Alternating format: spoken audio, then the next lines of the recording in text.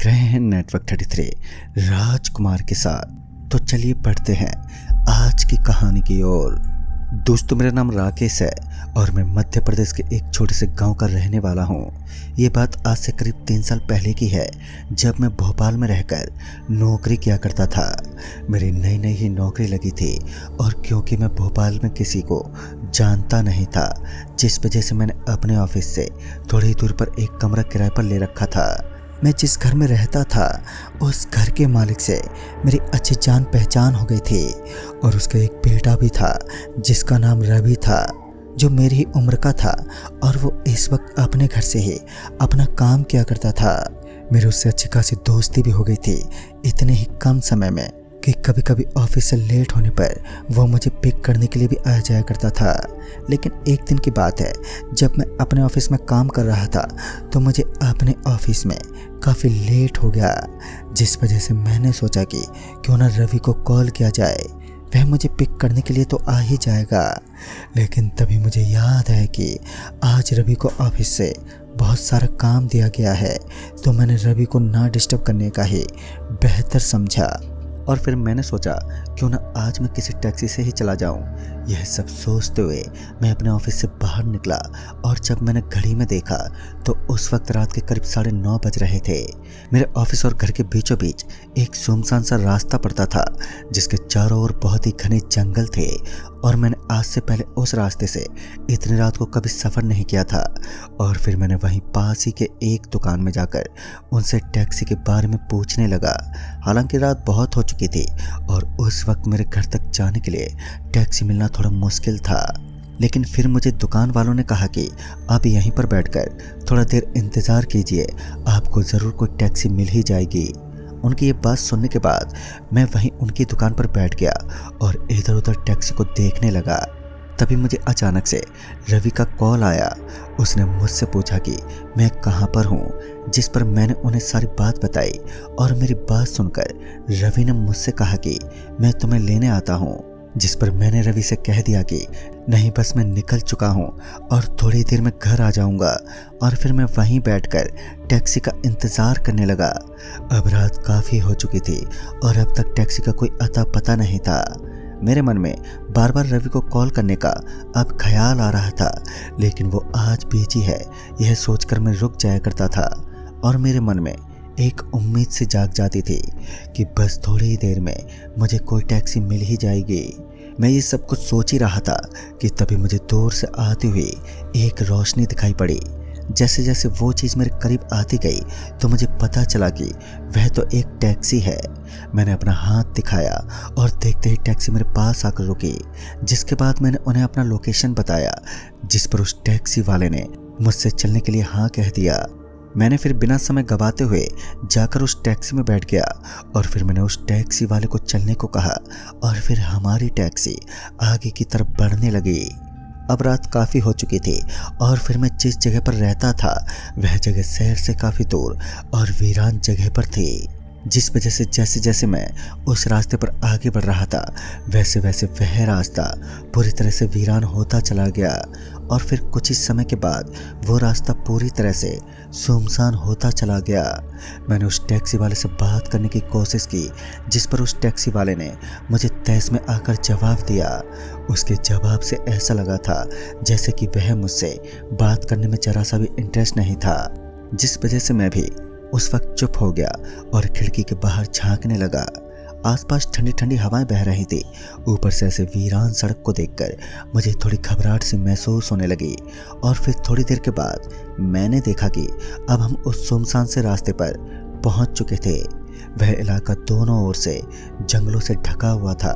ऊपर से तेज चलती हवाओं की वजह से ऐसा लग रहा था मानो ये जंगल हमसे कुछ कहना चाहता हो। हमारी टैक्सी तेजी से आगे बढ़ ही रही थी कि तभी मुझे जंगलों के बीचों बीच कुछ दिखाई पड़ा, जो देखते ही देखते अचानक से पीछे छूट गया।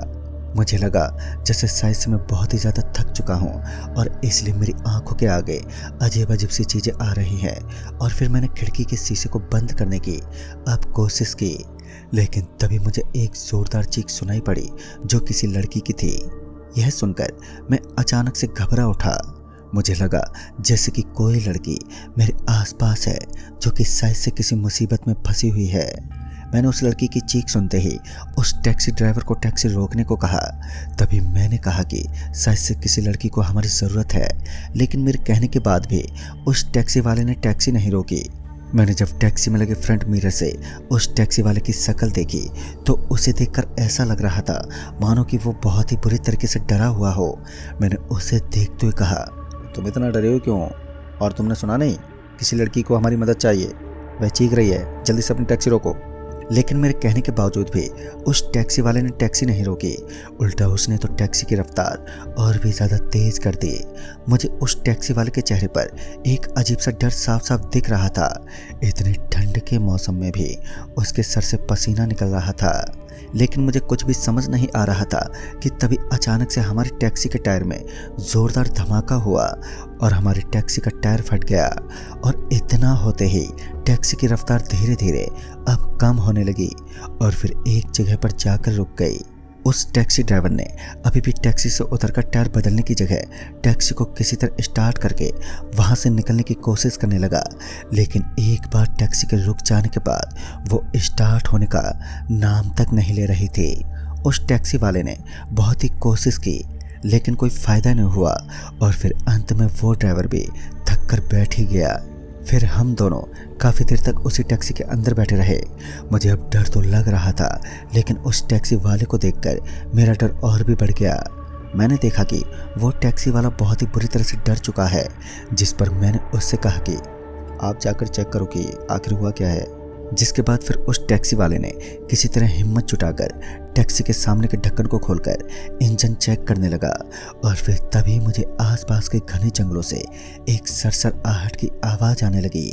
इससे पहले कि मैं कुछ समझ पाता कि अचानक से मेरे कानों में मुझे एक चीख सुनाई पड़ी और इस बार यह चीख मेरे ही टैक्सी ड्राइवर की थी।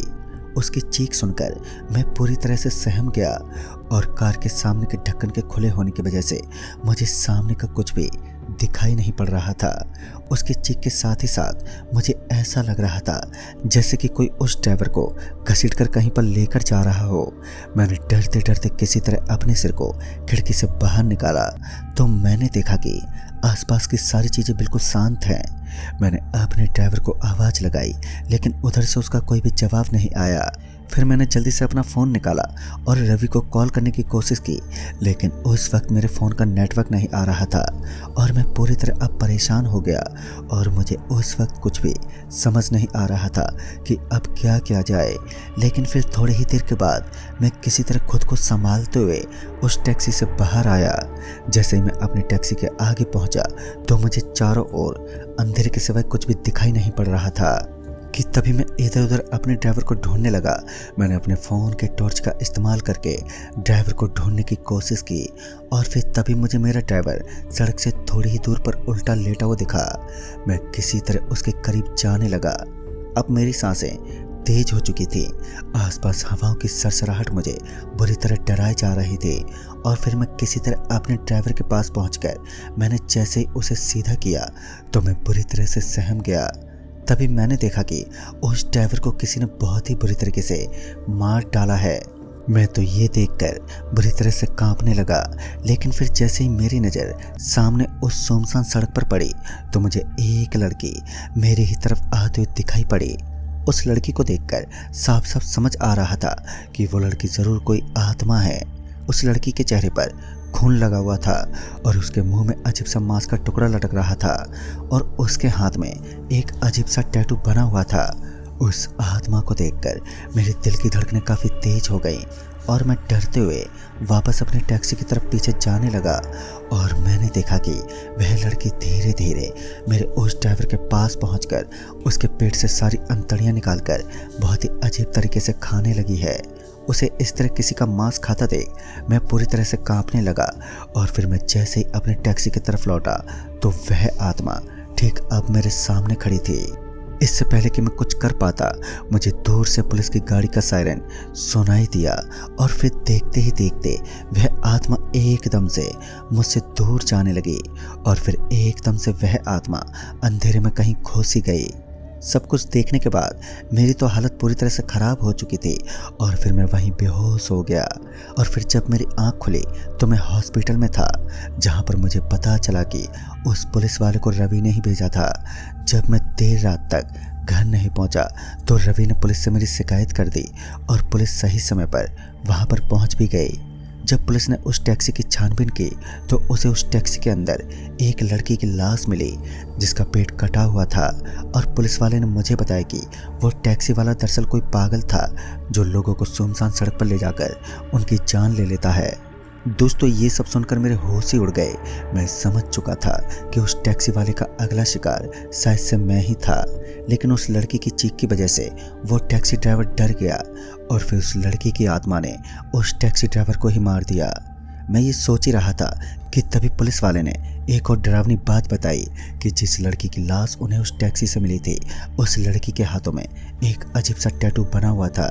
ये सुनते ही मैं समझ गया कि कल जिस लड़की की आत्मा ने टैक्सी ड्राइवर की जान ली थी वो लड़की कोई और नहीं बल्कि वही थी जिसे उस टैक्सी ड्राइवर ने मारकर अपनी गाड़ी में रख लिया था। तो दोस्तों, इस कहानी में बस इतना ही। कहानी आपको पसंद आई हो तो लाइक शेयर जरूर करें और साथ ही हमें कमेंट बॉक्स में ज़रूर बताएं।